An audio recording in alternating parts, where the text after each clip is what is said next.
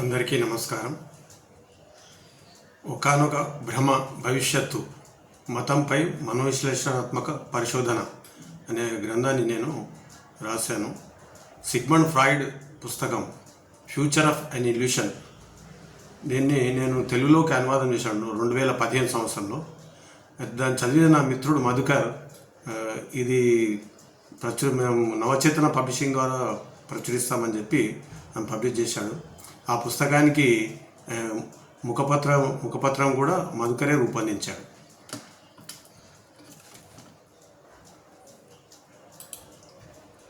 అయితే రాయడానికి ఏం ప్రేరేపించింది, ఎందుకు ఈ పుస్తకాన్ని నేను సిగ్మండ్ ఫ్రాయిడ్ పుస్తకాన్ని రాశానంటే, నాకు తెలుసు మానవజాతి ఆలోచన విధానంలో విప్లవాత్మకమైన మార్పులు తెచ్చిన శాస్త్రవేత్తలు ముగ్గురు: Copernicus, Charles Darwin, Sigmund Freud. భూకేంద్రక విశ్వాసాన్ని అంటే ఎర్త్ సెంట్రిక్ యూనివర్స్ని అనే భావాన్ని నికోలస్ కోపర్నికస్ తప్పని రుజువు చేశాడు. కోపర్నికస్ కంటే ముందు భూమి చుట్టూ సూర్యచంద్రులు, ఇతర గ్రహాలు, నక్షత్రాలు తిరుగుతుంటాయని నమ్మేవారు. మనిషి కోసమే విశ్వం సృష్టించబడిందని భావించడం వల్ల మానవ నివాసమైన భూమే విశ్వకేంద్రంగా భావించేవారు.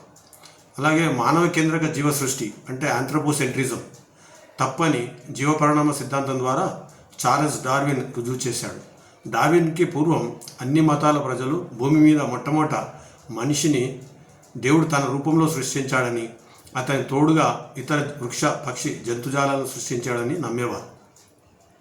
కానీ ప్రకృతిలో జీవం యాదృచ్ఛికంగా ఏర్పడి లక్షల సంవత్సరాలలో ఏకకణ జీవి నుండి క్రమంగా పరిణామం చెందుతూ అనేక రకాల వృక్ష పక్షి జంతుజాలాలుగా పరిణామం చెందాయని, మనిషి కూడా ఇతర స్తన్య అంటే మ్యామల్స్ నుండి ఈ పరిణామ క్రమంలో ఏర్పడిన జాతినని శాస్త్రీయంగా రుజువు చేశాడు. అలాగే అహం కేంద్రక భావం నుండి అంటే ఈగోసెంట్రిక్ సైకాలజీ నుండి మనస్తత్వాన్ని శాస్త్రాన్ని విముక్తి చేశాడు సిగ్మండ్ ఫ్రాయిడ్. చేతనావస్థలో ఒక వ్యక్తిలో కలిగే ఆలోచనలు, భావోద్వేగాలు అతని ప్రవర్తనను, ఆచరణను నిర్దేశిస్తాయని మనస్తత్వవేత్తలు భావించేవారు. ఒక వ్యక్తి మనస్సును, ప్రవర్తనను అర్థం చేసుకోవాలంటే చేతనావస్థలో ఆ వ్యక్తి మానసిక వ్యక్తీకరణలను, ఆలోచన విధానాన్ని విశ్లేషించాలని భావించేవారు. అయితే మనోవిశ్లేషణ పద్ధతి ద్వారా అంటే సైకోఅనాలిసిస్ పద్ధతి ద్వారా ఫ్రాయిడ్ ఆవిష్కరించిన మనస్తత్వమే అచేతన అనే భావన అంటే అన్కాన్షియస్ అనే కాన్సెప్ట్ని సిగ్మండ్ ఫ్రాయిడ్ ప్రవేశపెట్టాడు. వ్యక్తి బయటికి వ్యక్తం చేయజాలని అనేక భావాలు, వాంఛలు, సహజాత ప్రవృత్తులు అంటే ఇన్స్టింక్ట్స్ అచేతనలో నిక్షిప్తమై ఉంటాయని, అవే వ్యక్తి స్వభావాన్ని, ప్రవర్తనని నిర్దేశిస్తాయని ఫ్రాయిడ్ కనుగొన్నాడు. మనస్సులో కామవాంఛలతో సతమతమయ్యే వ్యక్తి ఆ కోరికలను ఉదాత్తీకరణ అంటే సబ్లమేషన్ ద్వారా పరమ భక్తునిగా పూజా పురస్కారాలతో సదా మునిగి తేలవచ్చు. తనను తాను అల్పునిగా, చేతగాని వానిగా భావించే వ్యక్తి ఇతరులపై పెత్తనం చెలాయించవచ్చు. మన మానసిక స్వరూపాన్ని ఫ్రాయిడ్ ఒక మంచు ఖండంగా అంటే ఐస్బెర్గ్ లాగా వర్ణించాడు. నీటిపై తేలియాడే మంచుఖండం పైనుండి చూసేవారికి చాలా చిన్నదిగా కనిపిస్తుంది. కానీ నీట మునిగి ఉన్న ఆ మంచుఖండం భాగం చాలా విశాలంగా ఉంటుంది. అది మనకు పైనుంచి కనిపించదు. అలాగే చేతనలో వ్యక్తీకరణ పొందిన మన మానసిక భావాలు చాలా తక్కువగా ఉంటాయి. చిన్నతనం నుండి కుటుంబ సభ్యులతో సంబంధాల ప్రభావం, లైంగిక ఉద్దీపనలు, సమాజం మనపై విధించిన విధి నిషేధాలు మన సహజాత ప్రవృత్తులను అణచివేసి రిప్రెస్ చేసి అచేతనలోకి అన్కాన్షియస్లోకి నెట్టివేస్తాయి. అలా అణచివేయబడిన భావాలే పరోక్షంగా వ్యక్తి ప్రవర్తనను నిర్దేశిస్తాయని ఫ్రాయిడ్ మనోవిశ్లేషణ పద్ధతి ద్వారా నిరూపించాడు. అలాగే ప్రతి వ్యక్తి తన ప్రవర్తనను హేతుబద్ధీకరణ అంటే రేషనలైజేషన్ ద్వారా సమర్థించుకుంటాడని నిర్ధారించాడు. తాగుడుకు అలవాటు పడిన వ్యక్తి తాను తాగుడుకు బానిస కాదని, అయితే స్నేహితులు నొప్పించడం ఇష్టం లేక తాగానని, పండుగే కాబట్టి తాగానని, పార్టీలో అందరి బలవంతాల్లో తాగానని, ఖచ్చితమైన ప్రవర్తనా నియమాలు ఇష్టం లేక తాగానని రకరకాల సాకులు చెప్పడం చూస్తాం కదా. రాజకీయ పార్టీలు తాము చేసే సైద్ధాంతిక కుప్పిగంతులకు చెప్పే వివరణలు కూడా హేతుబద్ధీకరణలో భాగమే. మనిషి తాను ఊహించినంత ఉన్నతుడు కాదని, అలాగే తనలో తాను అనుమానించేటంత నీచుడు కాదని ఫ్రాయిడ్ స్పష్టం చేశాడు. అంటే ప్రతి మనిషి కూడా తనను తాను ఒక గొప్ప మేధావను, తెలివిపరడను, చాలా నీతిపరడను చెప్పుకుంటూ ఉంటాడు బయట. కానీ ఆ మనసులో అతనికి వచ్చే చాలా విపరీతమైన కోరికలు కానీ, ఈర్ష్యాద్వేషాలు కానీ అతనికి స్పష్టంగా తెలిసిపోతుంది అనమాట. ఇతరుల మీద కలిగే భావాలన్నీ కూడా ఎంత అంటే సభ్య సమాజం ఆశించిన స్థాయిలో లేవని అతనికి తెలిసిపోతుంది. కాబట్టి అతను లోపల అది నేను ఇంత నీచంగా ఆలోచిస్తాననే భావన ఉంటుంది. కానీ ఈ రెండింటి మధ్య సంఘర్షణలో అతని సూపర్ ఈగో పనిచేసి అతను ఆ సమాజ నియమాలను, కట్టుబాట్లను వాటిని తెంచుకోకుండా అతను నిలువరిస్తూ ఉంటుంది అనమాట. అందువల్ల మనిషి తాను ఊహించుకున్నంత గొప్పవాడు కాదు, అలాగే తనలో తాను అనుమానించిన నీచుడు కాదని సిగ్మండ్ ఫ్రాయిడ్ చెప్పాడు అనమాట. అంటే ఈ సైకాలజికల్ కాంప్లెక్స్ నేచర్ని అతని స్వభావం చెప్తూ మనోవిశ్లేషణ పద్ధతి ద్వారా మత విశ్వాసాలపై ఫ్రాయిడ్ చేసిన అధ్యయనమే ఒకానొక బ్రహ్మ భవిష్యత్తు అనే పుస్తకం. ఈ పుస్తకంలో మరో విషయాన్ని కూడా స్పష్టం చేశాడు ఫ్రాయిడ్. కేవలం క్రిస్టియన్ మతాన్ని మాత్రమే, అంటే ఇస్లాం కూడా కలుపుకోవాలి, ఎందుకంటే ఇస్లాం కూడా క్రిస్టియన్ ఇస్లాం మతాల మూలాలు ఒక్కటే, అధ్యయనం చేశానని అనవచ్చు. అయితే అన్ని మతాలకు ఈ మనోవిశ్లేషణ పద్ధతి వర్తిస్తుంది. అన్ని మతాలు ఇంద్రజాల దశ, అంటే మంత్రాలు, తంత్రాలు, యంత్రాలకు దేవతల అధీనులని, వారు సర్వశక్తిమంతులు కారని, వారిని మంత్ర తంత్రాల ద్వారా అధీనం చేసుకోవచ్చని భావించడం ఈ ఇంద్రజాల దశలో అంటుందన్నమాట. అలాగే మనిషి అదుపులోని ప్రకృతి శక్తుల ఆరాధన దశ, అంటే మనము అగ్ని, నీరు, నిప్పు వీటిని ఆధీనం లేవు కాబట్టి వాటిని ఆరాధించే దశ. సాకార దేవతారాధన దశ అంటే విగ్రహారాధన దశ. తర్వాత ఏకేశ్వరోపాసన దశ అంటే అద్వైతం ఇది. తర్వాత నిరాకార ఏకేశ్వరాధన దశ గుండా పరిణామం చెందాయి. కొన్ని మతాల పరిణామం కొన్ని దశల్లోనే ఆగిపోతే మరికొన్ని నిరాకార ఏకేశ్వరోపాసనకు ఎదిగాయి, అంతే తేడా. హిందూ మతం పితృదేవతారాధన, మంత్రతంత్ర యంత్రాల ఇంద్రజాల దశ నుండి ఋగ్వేద కాలంలో ఇంద్ర, వరుణ, సూర్య, పూషాణ, అగ్ని, వాయు వంటి ప్రకృతి శక్తుల పూజలు, వారి సంతృప్తి కోసం హోమాలు చేసే దశకు, ఆ తర్వాత ఉపనిషత్ కాలానికి నిరాకార ఏకేశ్వరోపాసనకు ఎదిగింది. కానీ పురాణ యుగంలో బహురూప సాకార దేవతారాధనకు అలవాటు పడింది. ఇప్పటికీ హిందూ మతంలో మంత్రతంత్ర, ప్రకృతి శక్తుల ఆరాధన, పితృదేవతల ఆరాధన, అద్వైత వేదాంతం ప్రక్కపక్కనే సహజనం చేయడం చూస్తాం. అయితే అన్ని మతాలలో సామాన్య లక్షణాలు కొన్ని ఉన్నాయి. పరమత ఆసనం అంటే ఇతర మతస్థులు తమ మతం కంటే చిన్నవారని, వాళ్ళు అసలు మతమే కాదని చెప్పడం. అలాగే తమ మతాన్ని నమ్మని వారు నశించి తీరుతారని కేవలం చెప్పడం, ఇది రెండవ. మూడవది ఏంటంటే కేవలం నమ్మకం ద్వారానే దేవుణ్ణి కానీ వాటిని తెలుసుకోగలుగుతాం, హేతు ద్వారా ఏమీ తెలుసుకోలేమని నమ్మకం కలగడం. ఈ మూడు కూడా అన్ని మతాలకు సమానంగానే ఉంటాయి.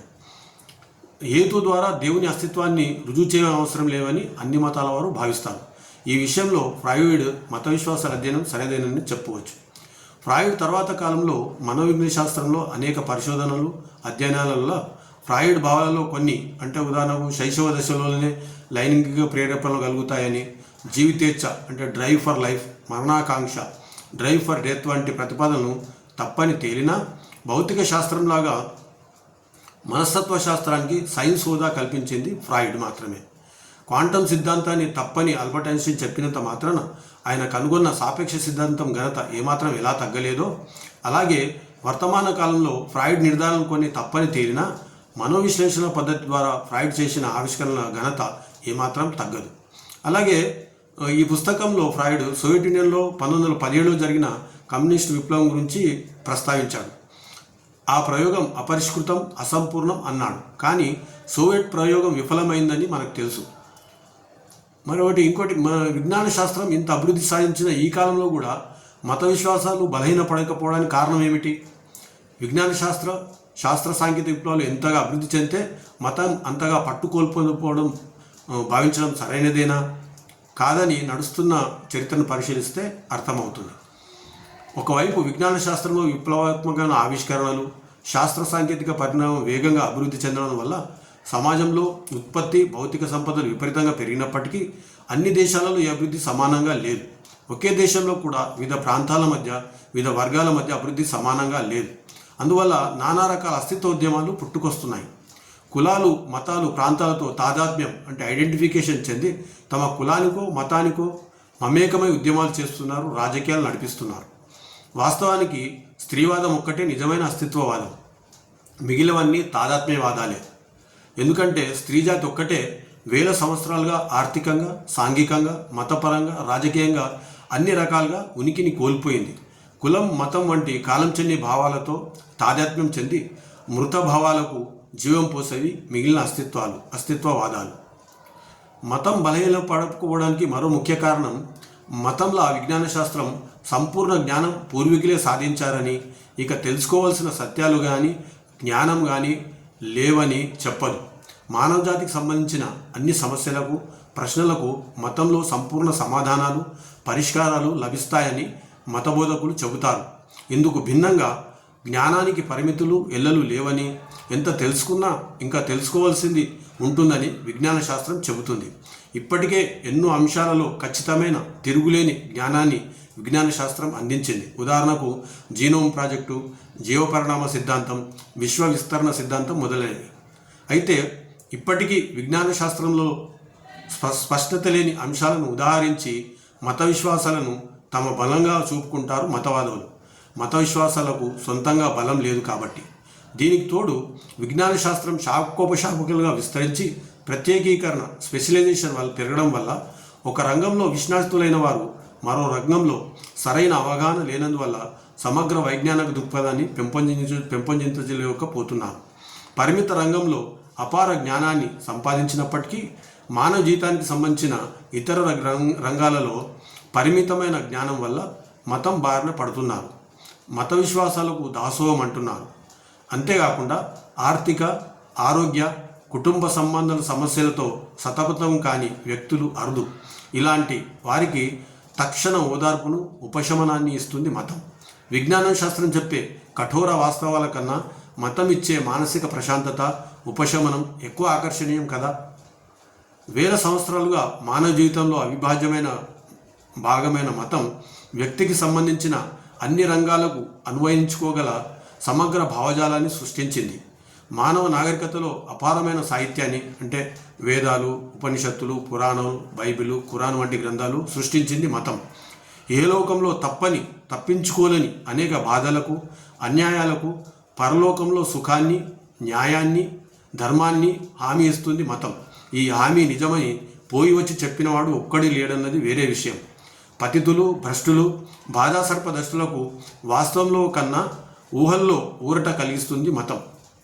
అయితే ఊహాజనిత కాల్పనిక జ్ఞానం కన్నా వాస్తవ జ్ఞానమే మిన్న కదా. తాత్కాలిక భ్రమపూరిత ఉపశమనం కన్నా వాస్తవ పరిష్కారం ఉన్నతమైనది కదా. ఫ్రాయిడ్ చెప్పింది ఇదే. ఇది నేను ఈ పుస్తకానికి రాసిన ముందు మాట. ఇక మనము ఈ ఫ్రాయిడ్ తన పుస్తకంలో ఏం చెప్పాడో మనము తెలుసుకుందాము. ఫ్రాయిడ్ ఇందులో చేసిన ప్రధాన సూత్రీకరణలు అతను చెప్పిన వాటిని చెప్తాను. అయితే ఫ్రాయిడ్ ఇందులో మతం గురించి చేసిన మనోవిశ్లేషణ అంతా కూడా కరెక్ట్ అని మనము చెప్పడం లేదు. ఎందుకంటే హిందూ మతము కానీ ఇంకా మిగతా కంపేర్ చేసినట్లయితే హిందూ మతంలో చాలా రకాల భావాలు, మత భావాలు, అలాగే మన తాత్విక భావాలు చాలా విశిష్టమైనవి ఉన్నాయి, చాలా నిగూఢమైనవి ఉన్నాయి, ఎంతో అభివృద్ధి చెందినవి ఉన్నాయి. అయితే వీటికి వర్తించే అనేది తులనాత్మక పరిశీలన చేసి మరింత పరిశీలన చేయాల్సిన అవసరం ఉన్నది. అయితే క్రిస్టియన్, ఇస్లాం మతం సంబంధించి అక్కడున్న యూరోపియన్ మిగతా దేశాలకు సంబంధించి అతడు చాలా గాఢంగా పరిశోధన చేశాడు కాబట్టి వాటిని మనము తీసుకోవచ్చు. అందులో కూడా కొన్ని భావాలని మనము ఇప్పుడున్న కొత్తగా వాస్తవంలోకి నిర్ధారించుకున్న వాటితో కంపేర్ చేసుకొని చూసుకోవచ్చు. అయితే స్థూలంగా ఫ్రాయిడ్ మతం పై చేసిన మనోవిశ్లేషణని మనము అతను చెప్పిన దాన్ని పరిశీలిద్దాం. అతను మొట్టమొదటి ఫ్రాయిడ్ ఏం చేశాడంటే అసలు మానవజాతి సంస్కృతి గురించి మాట్లాడాడు. యావత్తు మానవజాతి అభ్యున్నతే నాగరికత లక్ష్యమని భావిస్తున్నప్పటికీ ప్రతి వ్యక్తి నాగరికతకు బద్ధశత్రువు అనేది వాస్తవం. ప్రతి మనిషి ఒంటరిగా జీవించడం అసాధ్యం. అయితే సామూహిక సహజీవనం సాధ్యమయ్యేందుకు సమాజం నిర్దేశించిన వైయక్తిక త్యాగాల పెనుభారం అతను బాధాతప్త హృదయంతో మోయక తప్పడం లేదు. అందువల్ల వ్యక్తి అసంతృప్తి నుండి నాగరికతను కాపాడాలి. నాగరికత నియమ నిబంధనలు, నియంత్రణ సంస్థలు, చట్టాలు అలా వ్యక్తి నుండి నాగరికతను రక్షించడానికి దోహదం చేస్తాయి. అంటే నాగరికత మనసుని అణచివేయడానికి, రిప్రెషన్లు పెట్టడానికి ఎలా కృషి చేస్తుంది అంటే ఆ నాగరికతకు అనుగుణంగా మనిషిని ఎలాగా ట్యూన్ చేస్తున్నది ఇందులో చెప్పాడు ఫ్రాయిడ్. అలాగే అతను ఏమంటే మనిషి స్వభావం విభిన్న సహజాత ప్రేరణల సమూహారం అని, శైశవ దశ నుండి అతను ఎదుర్కొనే అనుభవాలే అంతిమంగా అతని స్వభావాన్ని నిర్ణయిస్తాయనే వైజ్ఞానిక ఆవిష్కరణే ఇవి ఆధారపడి ఉన్నాయి. అందువల్లనే మనిషిని సంస్కరించడంలో ఉన్న పరిమితులే అతను తన సంస్కృతితో సమర్థవంతంగా ఇమడడానికి గల పరిధిని నిర్దేశిస్తాయని అన్నాడు. అంటే అతను ఎలాగ సర్దుకుపోతాడు నాగరికతలో, సంస్కృతులు అనడానికి ఆ సైకాలజికల్ రిప్రెషన్ దాన్ని ఫ్రాయిడ్ చెప్పాడు. అలాగే మతం కూడా ఏర్పడడానికి ఆయన చెప్పడం ఏంటంటే కాలక్రమేణా ప్రకృతి నియమాల క్రమం తప్పకుండా పునరావృతం కావడం, ఒక నియమం ప్రకారం నడుస్తున్నట్టు గమనించడం ప్రారంభించాక ఆ ప్రకృతి శక్తులకు మానవ గుణాలు, మానవ రూపాలు ఆపాదించడం తగ్గిపోయింది. అయితే వాటి ముందు మనిషి నిస్సహాయత మిగిలింది. దాంతోపాటే తండ్రి, దేవుని పట్ల భక్తి ప్రపత్తులు మిగిలిపోయాయి. దేవుళ్ళు మాత్రం తమ కేటాయించిన 3 పనులు నిర్వహిస్తారని అన్నాడు. అవి ఏంటంటే పెను ఉత్పాతాలు కలిగించే ప్రకృతి శక్తులను లొంగదీస్తారు, తప్పించవీలేని క్రూరమైన విధిని, ముఖ్యంగా మృత్యువుతో మనిషి సర్దుకుపోయేలా చేస్తాడు, ఏలోక పరిస్థితులతో మనిషిని సర్దుకుపోయేలా చేస్తారు. ఈ 3 రకాల ఉపశమనం మతం కలిగిస్తుందని అన్నాడు అనమాట. అంటే కాలక్రమేణా దేవుళ్ళకు ఆపాదించిన కార్యాలలో ప్రాధాన్యతలు మారాయి. అంతర్గత అవసరాలకు అనుగుణంగా ప్రకృతి పరిణామాలు సహజ సిద్ధంగా అభివృద్ధి చెందుతాయి. నిస్సందేహంగా దేవుళ్ళు ప్రకృతి అధిపతులే, కానీ ప్రకృతిని వారు కేవలం సృష్టించి తర్వాత దాని మానాన్ని అది నడిచేటట్లు వదిలేశారు. అప్పుడప్పుడు కొన్ని అద్భుతాలు చేయడం తప్ప విశ్వనీయతిలో వారు జోక్యం చేసుకోరు. అంటే మొదట దేవుడే అనుసరించి తర్వాత ప్రకృతి సృష్టించి వదిలేశారు. ప్రకృతి నియమాల ప్రకారం ప్రకృతి నడుస్తుంది, దేవుడి కాలం సాక్షిలాగా ఉంటాడనే భావన వచ్చినట్టు ఫ్రాయిడ్ చెప్పాడు. అలాగే దేవుళ్ళ భవిష్యత్తును కూడా విధి నిర్దేశిస్తుందని భావించేవాళ్ళు. ప్రకృతి ఎంతగా స్వయంప్రతిని పొందుతుందో ఆ మేరకు ప్రకృతిపై దేవుళ్ళ ఆధిపత్యం తగ్గిపోతుంది. క్రమంగా దేవునికై నిర్దేశించిన 3వ పని అంటే మానవ నైతికత కాపాడే పనికి అంతకంతకు దేవుళ్ళు పరిమితం అవుతారు. అంటే ఇంకా చివరికి మిగిలిపోయినది మతం యొక్క ఏంటంటే మనుషుల నైతికతను కాపాడము, వాళ్ళ నీతిమంతులు ఉండేట్టు చూడమే మతం యొక్క పరమావధిలాగా మారిపోయింది అన్నమాట చెప్పాడనమాట. అలాగే అన్ని గుణాలు తండ్రిలో ఉన్నాయన్న భావన ద్వారానే దేవుడు ఒక్కడే, అంటే తమ దేవుడు మాత్రమే నిజమైన దేవుడు, మిగతా దేవుళ్ళు కారనే ఒకే దేవుడు అనే భావనకు మూలాధారం అని ఫ్రాయిడ్ చెప్పాడనమాట. దేవుడు ఒక్కడైనా భావించినప్పుడు మాత్రమే తండ్రితో కొడుకుకు ఉన్న సాన్నిహిత్యం, అనుబంధం, గాఢత్వం మళ్ళీ అనుభూతి చెందడానికి వీలవుతుంది. తన తండ్రిపై ఇంతటి ప్రేమానురాగాలు చూపినందుకు ప్రతిఫలంగా ఆ తండ్రి తనను అందరిలో ముద్దుబిడ్డిగా చూడాలని, తను ప్రత్యేక ప్రేమ పాత్రునిగా గుర్తించాలని కోరుకుంటాడు. చాలా కాలానికి పవిత్ర అమెరికా దేశం కూడా తాను దేవుని ప్రత్యేక ప్రేమ పాత్రమైన దేశంగా భావించసాగింది. దేవుని అనేక రూపాల్లో కొలిచేవారు ఇలా తమను తాము ప్రత్యేకమైన వారుగా భావించడం నిస్సందేహంగా ఆలోచించదగ్గది. అంటే చాలామంది ఏమనుకుంటారంటే దామే నిజంగా దేవుని ప్రత్యేకమైన బిడ్డలు, అంటే చూస్ అండ్ పీపుల్ అనుకున్నాడు. తమని ఆ దేవుడు మమ్మల్ని ప్రత్యేకంగా చూజ్ చేసుకున్నాడు, ఎన్నుకున్నాడని వాళ్ళు భావించి ఆ మత భావాలకు లోనవుతూ ఉంటారు. మొట్టమొదట ఎట్లా స్టార్ట్ అయింది మత భావాలు అనే దాన్ని కూడా ఫ్రాయిడ్ ఏం చెప్పాడంటే మొదట తెగకు ప్రతీకగా ఒక జంతువును పవిత్రమైనది భావించేవారు. అంటే టోటెమ్ అండ్ టాబు అనే విషయం లోపల ఫ్రాయిడ్ చెప్పాడు. ఇది టోటెమ్ అంటే జంతువుకు ప్రతీక, ఒక తెగకు ప్రతీక ఒక జంతువుని భావించేవాళ్ళు, దాన్ని టోటెమ్ అండ్ టాబు విషయంలో చెప్పాడు ఆయన. మొదట తెగకు ప్రతీకగా ఒక జంతువుని పవిత్రమైనది భావించేవారు. కాలక్రమేణా ఆ పవిత్ర జంతువును దేవతగా ఆరాధించారు. అయితే అతి ప్రాచీన కాలంలో టోటెమిజం అంటే తెగ ప్రతీక ఆరాధన ద్వారానే మానవజాతి మూలమైన నైతిక సూత్రాలు, నరహత్య నిషేధం, సకుటుంబ సభ్యుల మధ్య లైంగిక సంబంధ నిషేధాలు పుట్టుకు వచ్చాయి. టోటెమ్ అండ్ టాబు పుస్తకంలో ఇది నేను వివరించానని ఆయన చెప్పుకున్నాడు అన్నమాట ఫ్రాయిడ్. అలాగే మత విశ్వాసాలు వాటిలో ఎంత వాస్తవమని చెప్తే ఏమన్నాడంటే మనిషి బాహ్య ఆంతరంగిక వాస్తవానికి సంబంధించిన పరిస్థితులను, నిజాలను వివరించే సూత్రీకరణలు, బోధనలే మత విశ్వాసాలు. ఇవి వ్యక్తి స్వయంగా పరిశోధించి నిర్ధారించుకున్నవి కావు. ఇవి కేవలం వ్యక్తి నమ్మకంపై ఆధారపడ్డాయి మాత్రమే. మానవ జీవితంలో అత్యంత ప్రాధాన్యత, ఆసక్తి గల అంశాలపై సమాచారాన్ని అందిస్తున్నందుకు ప్రతి ఒక్కరూ వీటిని అమూల్యమైనవిగా భావిస్తారు. అలాగే ఏమంటే మత గ్రంథాలలో పరమసత్యమని ప్రతిపాదించేవి నిరాధారమైనవే అన్నాడు ఫ్రాయిడ్. ఎందుకంటే దైవ ప్రేరణకు రుజువులు ఏమిటని మనం ప్రశ్నిస్తున్నాం. ఏ ప్రతిపాదన కూడా దానికదే రుజువు కాదు కదా అని అన్నాడు ఫ్రాయిడ్. అలాగే మత సిద్ధాంతాలను సమర్థించడానికి అయినప్పటికీ అనే తాత్విక ధోరణిని ఆశ్రయిస్తారు. అంటే అవి ఎంత అసంబంధంగా ఉన్నా కానీ అవే సరైనవని మత బోధకులు వాదిస్తూ ఉంటారు. అంటే ఉదాహరణకు మతంలో చెప్పిన ఈ తప్పులని, భూమి గుండ్రంగా లేదని లేదు బలపరపకూడదని చెప్పి ఇటువంటి వాటిని మనం ప్రశ్నించినప్పుడు వాళ్ళు ఏమంటారంటే ఆ తప్పు ఉండొచ్చు కానీ అయినప్పటికీ మతం వల్ల చాలా ఉపయోగాలు ఉన్నాయి కదా, నైతికతను బోధిస్తుంది కదా, ఇటువంటివి చెప్తూ ఉంటారు అనమాట. అంటే హేతువిరుద్ధమైన అయినప్పటికీ మనం మతాలని నమ్మాలి, ఎందుకంటే అదొక పాత్ర నిర్వహిస్తున్నది, నైతికతను కాపాడుతున్న ఉద్దేశాన్ని వాళ్ళు చెప్తూ ఉంటారు. అయితే ఫ్రాయిడ్ ఏం చెప్పాడంటే మత భావాలకి ఇవి పొరపాట్ల లేకపోతే భ్రమల. ఇప్పుడు మనం అనుకున్నట్టు ఇంతకుముందు భూమి గుండ్రంగా ఉన్న లేదు బలపరపగా ఉన్నది అది పొరపాటు అని, ఎందుకంటే ఒక తప్పుడు అభిప్రాయం. కానీ మత భావాలు మత విశ్వాసాలు అనేవి పొరపాటు కాదు, ఇవి భ్రమలని ఫ్రాయిడ్ అన్నారు అనమాట. భ్రమకు పొరపాటు ఒకటి కాదు, భ్రమను పొరపాటుగా భావించడం పొరపాటు. పీడ నుండి క్రిములు పుడతాయని కొందరు అజ్ఞానులు నమ్ముతున్నట్లు అరిస్టాటిల్ అనేవాడు. అంటే ఇప్పుడు నేనట్టు భూమి బలపరపగా ఉందని ఒక పొరపాటు అభిప్రాయం. అట్లా కాకుండా భ్రమకు ప్రత్యేక లక్షణం ఏందో ఫ్రాయిడ్ చెప్పాడు. భ్రమకు గల ప్రత్యేక లక్షణం ఏమిటంటే అది వ్యక్తి ప్రగాఢ వాంఛల నుండి ఉద్భవిస్తుంది. అంటే అతను విష్ఫుల్ థింకింగ్, అతను కోరుకున్నది దాని నుంచి అది కోరుకున్నట్టు నిజంగా అవుతుందనే నమ్మకం నుంచి ఈ విశ్వాసాలు వస్తాయని ఫ్రాయిడ్ చెప్పాడు. అయితే మత విశ్వాసాలతో సంబంధం లేకుండా విజ్ఞాన శాస్త్రం ద్వారా మాత్రమే మనం ప్రపంచ వాస్తవికత గురించి జ్ఞానం పొందుతామని ఫ్రాయిడ్ స్పష్టంగా చెప్పాడన్నమాట. ఆత్మ పరిశీలన, అంతర్దృష్టి ద్వారా ఏదైనా తెలుసుకోవచ్చని భావించడం కేవలం భ్రమ మాత్రమే. దీనివల్ల ఒక వ్యక్తి మానసిక స్థితి గురించి వివరాలు మాత్రమే తెలుస్తాయి. ఈ వివరాలు విశ్లేషించడం మరింత కష్టం కూడా అంటూ ఫ్రాయిడ్ మతాన్ని విశ్లేషించాడు. చివరగా అతను ఏమనంటే మరణాంతర జీవితం కొనసాగితే బాగుంటుంది, విశ్వంలో నైతిక రుజువర్తన గల వ్యవస్థ ఉంటే ఇంకా బాగుంటుంది.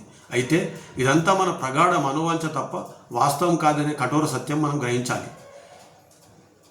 అజ్ఞానందకలను కొట్టుముట్టాడుతూ దుర్భర జీవితాన్ని గడిపిన మన పూర్వీకులకు విశ్వానికి సంబంధించిన ఇలాంటి అనేక సంక్లిష్ట సమాధానాలు తెలుసుకోవడం వింతే. అలాగే తర్వాత ఫ్రాయిడ్ ఏం చేశాడంటే సామూహిక శక్తి, సామాజిక పరిస్థితులకు దానికి సంబంధించిన వాటిని విశ్లేషించాడు. ఏ రకంగా మనకు ఈ మేలు జరుగుతున్నాయి నైతికత వల్ల అని కూడా దాని గురించి చెప్పాడనమాట. ఆయన చెప్తే ఏమన్నా అంటే మానవ నాగరికతలో ఏర్పడిన నియమ నిబంధనలు, నైతిక సూత్రాలు పూర్తిగా మనిషి రూపొందించుకున్నవేనని గ్రహిస్తే మంచిది. అందువల్ల ఈ నైతిక సూత్రాలు, శాసనాలు పవిత్రమైనవని, అనుల్లంఘనీయమైన భావన పోయి కాలానుగుణంగా సులభంగా మార్చుకునేవేనే అనే వీలుందనే ప్రజలు భావిస్తారు. అప్పుడే ఈ సూత్రాలు, చట్టాలు తమని శాసించడానికి కాకుండా తమ ప్రయోజనాల రక్షణకే ఏర్పడ్డాయని గుర్తిస్తారు. వీటిని స్నేహపూర్వకంగా ఆదరిస్తారు. అంటే మతాలకు నైతికతకు ముడిపెట్టడం వల్ల వచ్చే నష్టాలను ఫ్రాయిడ్ ఇందులో చాలా చక్కగా విశ్లేషించారన్నమాట. ఆ మతాలకు నైతికత ముడిపెట్టినట్లయితే అవి శాశ్వతమని, ఎప్పటికీ మారని చెప్పడం వల్ల ఎంత తప్పుడు అయినా కానీ వాటిని అనుసరించేస్తుంటారు మతస్థులు. అది తప్పితే అవి ఉల్లంఘించిన వాళ్ళని పాపులని లేకపోతే ఇంకా రకరకాలుగా వాళ్ళు చేయవలసి వస్తారు. కానీ ఈ నాగరికతలో ఏర్పడిన నియమ నిబంధనలు కాలానుగుణంగా మారుతున్నాయని మనం గ్రహించినట్లయితే ఈ తప్పుడు అభిప్రాయాలు పోతాయని ఫ్రాయిడ్ చెప్పాడు అనమాట. చివరగా అతను ఒక డెఫినేషన్ ఇచ్చాడు మతానికి. అతను ఇవన్నీ స్టడీ చేసేమనంటే ప్రభావశీల మానసిక శక్తుల ద్వారానే సహజాత ప్రవృత్తులను అంటే ఇన్స్టింక్ట్ని అదుపు చేయగలిగారు. ఆదిమ కాలంలో ఈ సహజాత ప్రవృత్తులను అడ్డుకునే ప్రక్రియ దమన ప్రక్రియను అంటే రిప్రెషన్ను పోలి ఉండేది. అప్పటి నుండి ఇప్పటి వరకు ఈ దమన ప్రక్రియ, రిప్రెషన్ను నాగరికత అంటిపెట్టుకునే ఉంది. అందుకే మతం యావత్తు మానవ జాతిని పట్టి పీడిస్తున్న అనియంత్రిత సార్వజనీన మానసిక రుగ్మత అని ఫ్రాయిడ్ నిర్వచించాడు. అంటే రిలీజన్ ఈజ్ యూనివర్సల్ అబ్సెషనల్ న్యూరోసిస్ అని ఆయన చెప్పాడనమాట. అంటే మానవ జాతికి పట్టిన ఒక మానసిక జాడ్యం లాంటిది ఇది, దీన్ని తొలగించుకోవాలని ఫ్రాయిడ్ నిర్ధారణ చేశాడు. ఆయన చివరిగా ఏమన్నా అంటే పరలోకంగా కలగబోయే సుఖాల నుంచి దృష్టి మరల్చి తమ శక్తి సామర్థ్యాలను, తెలివితేటలను ఈ భూమిపైనే వినియోగించినట్లయితే అణిచివేత లేని పరస్పర సహకారంతో కూడిన సహజీవనం సాధ్యపడే వ్యవస్థను నిర్మించుకోగలుగుతాము. అప్పుడు వారు ఏమాత్రం విచారపడకుండా అయినే అనే కవి చెప్పినట్లు ఈ గీతాన్ని ఆలపిస్తారు. పరలోకాన్ని పిచ్చుకలకు, దేవదూతలకు వదిలేద్దాం. అలాగే అతను ఏమన్నాడంటే మనిషికి హేతువే దేవుడు అని చెప్పాడు. అవర్ గాడ్ లోగోస్, మాకు హేతువే దేవుడు. అంటే క్రమంగా మనం హేతువు ద్వారానే మనము వాస్తవం తెలుసుకోగలుగుతాం. కానీ మిగతా ఏ దాని ద్వారా వెళ్ళినా కానీ మనము పొరపాట్లకు లేక భ్రమలకు లోనవుతామని చెప్పాడనమాట. చివరగా ప్రపంచాన్ని అవగాహన చేసుకునే మెదడుతో సంబంధం లేకుండా ప్రపంచ వాస్తవికత, ప్రకృతి స్వభావాల సమస్యకి సమాధానం చెబితే అది కేవలం ఊహాజనితము, నిష్ప్రయోజనం కూడా. మన విజ్ఞాన శాస్త్రం భ్రమ కాదు, కానీ విజ్ఞాన శాస్త్రం ద్వారా సాధించలేనిది మరో దానితో సాధించవచ్చని భావించడం ఖచ్చితంగా భ్రమే అని ఫ్రాయిడ్ నిర్ద్వందంగా చెప్పాడు.